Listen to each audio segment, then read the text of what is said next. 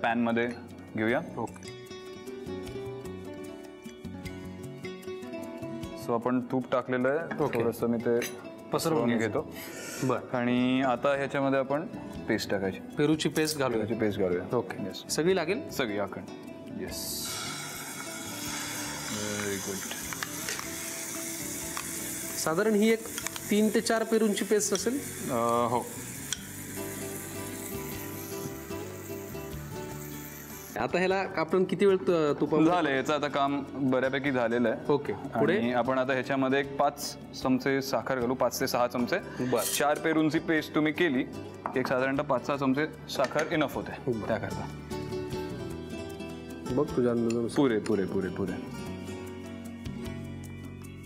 वा, पेरूच्या वड्या आज आपल्यासाठी कश्मीर करतोय. त्यासाठी लागणाऱ्या सुरुवातीचा पेरूचा पल्प, जी पेस्ट आहे ती आपण घेतली, ती आपण तुपामध्ये छान परतून घेतली आणि त्याच्यामध्ये आता साखर ऍड केली. यप.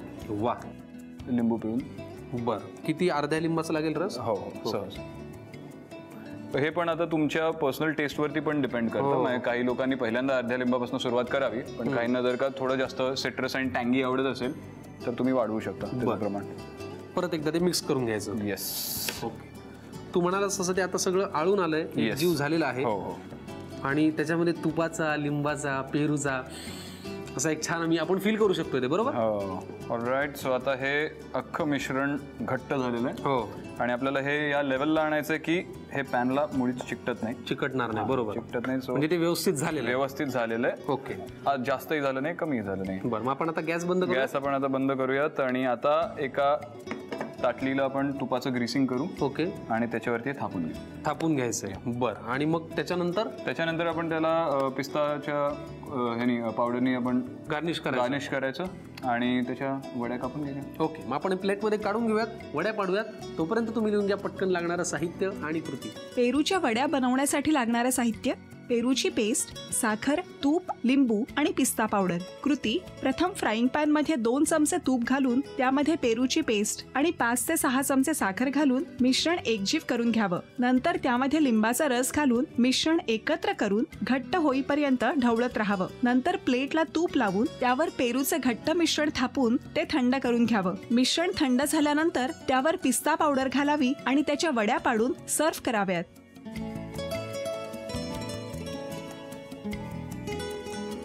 पहिला पदार्थ आपल्याला कश्मीरने करून दाखवला आणि पेरूच्या वड्या त्याने आज आमच्यासाठी केल्या. काय सुंदर केल्या. म्हणजे कानाच्या निमित्ताने तो आला. सिनेमा तर लोकांना आवडत असेलच, आवडणार तर आहेच आहे, पण मी पहिला पेरूच्या वड्यांवर फार फिदा झालो. थांब, आता मी तुला अजून काहीतरी छान बनवतो. मला हेच अपेक्षित होतं. मी असं टशन लावून देतो, म्हणजे तुम्ही काहीतरी भारी अजून त्याच्यामध्ये. आविसारे खवईमध्ये पण आता टशन.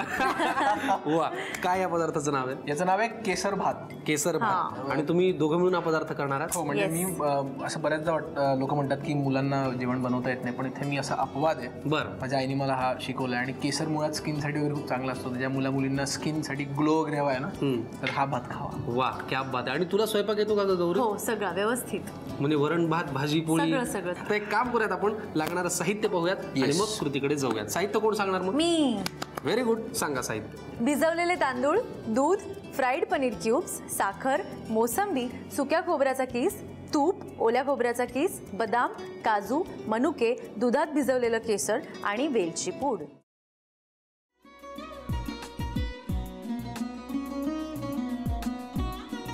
लावू का? असाच लावू ना.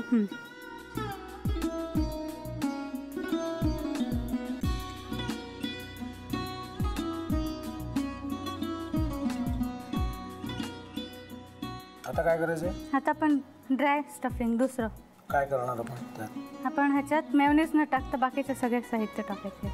अच्छा, हे सगळं.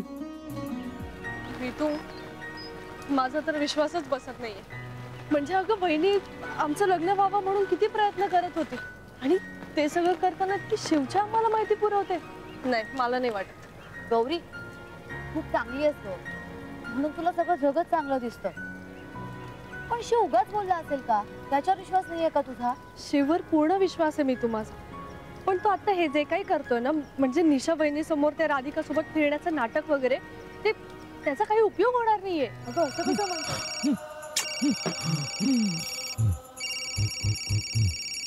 अगं निलिमा, जतीन भाईंचा कॉल आहे.